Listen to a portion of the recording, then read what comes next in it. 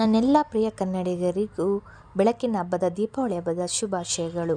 ಹಬ್ಬ ಅಂದಮೇಲೆ ಆಂಬೂಡೆ ವಡೆ ಇದ್ರೇ ಚೆಂದ. ಹಂಗಾಗಿ ನಾವಿವತ್ತು ಕಡಲೆಬೇಳೆ ಆಂಬೂಡೆಯನ್ನು ಮಾಡಿ ತೋರಿಸ್ತಾ ಇದ್ದೀವಿ. ಕಡಲೆಬೇಳೆನ ಸ್ವಲ್ಪ ಹೊತ್ತು ನೆನೆಸಿಡಬೇಕು.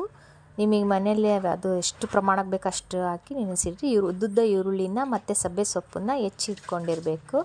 ಮತ್ತು ಚಕ್ಕೆ, ಲವಂಗ ಮತ್ತು ಮೆಣಸಿನ್ಕಾಯಿ, ಶುಂಠಿ, ಅಜ್ವಾನ್ ಕಾಳು ರೆಡಿ ಇಟ್ಕೊಂಡಿರಬೇಕು. ಅದನ್ನು ಈಗ ಚೆನ್ನಾಗಿ ನೆಂದಿದೆ ಅಂತ ಕಡಲೆಬೇಳೆ ಅನಿಸಿದ ಮೇಲೆ ನಾವು ಒಂದು ಜಾರಲ್ಲಿ ಕಡಲೆಬೇಳೆನ ಮತ್ತು ಲವಂಗ, ಸ್ವಲ್ಪ ಚಕ್ಕೆ, ಮೆಣಸಿನ್ಕಾಯಿ, ಶುಂಠಿ, ಕೊತ್ತಂಬರಿ ಹಾಕಿ ರುಬ್ಕೋಬೇಕು.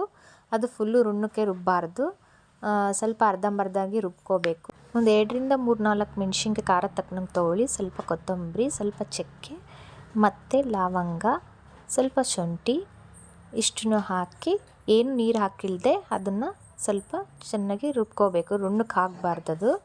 ಅದಾದಮೇಲೆ ಅಜ್ವಾನ್ ಕಾಳನ್ನ ಕೈಯಲ್ಲಿ ಮ್ಯಾಶ್ ಮಾಡಿಕೊಂಡು ಅದನ್ನು ಹಾಕಿ, ಕಡಲೆಬೇಳೆ ಆಂಬೂಡೆ ಅಂದರೆ ಎಲ್ಲರಿಗೂ ಪ್ರಿಯ ಅಲ್ವಾ, ಹಂಗಾಗಿ ಮಾಡಿ ತೋರಿಸ್ತಾ ಇದ್ದೀವಿ. ಒಮ್ಮೆ ಟ್ರೈ ಮಾಡಿ, ತುಂಬ ಚೆನ್ನಾಗಿರುತ್ತೆ.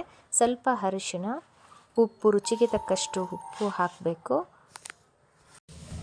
ಉಪ್ಪು, ಸೋಡಾ ಪುಡಿ ಹಾಕಬೇಕು. ಸ್ವಲ್ಪ ಸ್ವಲ್ಪ ಹಾಕಿದ ಮೇಲೆ ನಾವೆಲ್ಲ ಮಿಶ್ರಣ ರುಬ್ಬಿದ್ದಾಗಲಿ ಹೆಚ್ಚಿದ್ದಾಗಲಿ ಎಲ್ಲನೂ ಅದರಲ್ಲಿ ಹಾಕ್ಕೊಂಡು ಸ್ವಲ್ಪ 2 ಸ್ಪೂನಷ್ಟು ಅಕ್ಕಿ ಹಿಟ್ಟನ್ನು ಮಿಕ್ಸ್ ಮಾಡ್ಕೋಬೇಕು. ಅದಕ್ಕೆ ಹಾಕಿದ ಮೇಲೆ ಕಾದ ಎಣ್ಣೆನ ಅದಕ್ಕೆ 2 ಸ್ಪೂನಷ್ಟು ಹಾಕಿಬಿಟ್ಟು ಎಲ್ಲನೂ ಒಂದು ಮಿಕ್ಸ್ ಕೊಡಬೇಕು.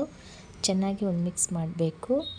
ಬಿಸಿ ಇರುತ್ತೆ, ಹುಷಾರು ನೋಡಿಕೊಂಡು ಕಲಿಸ್ಕೊಳ್ಳಿ.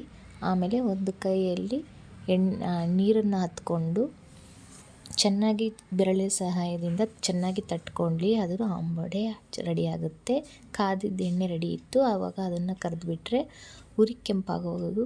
ಅದನ್ನು ಚೆನ್ನಾಗಿ ಕಾಯಿಸಿ ಬೇಯಿಸ್ಕೊಳ್ಳಿ. ಆಮೇಲೆ ಬಿಸಿ ಬಿಸಿ ಆಂಬೂಡೆ ತಿಂದ್ಕೊಳ್ಳಿ.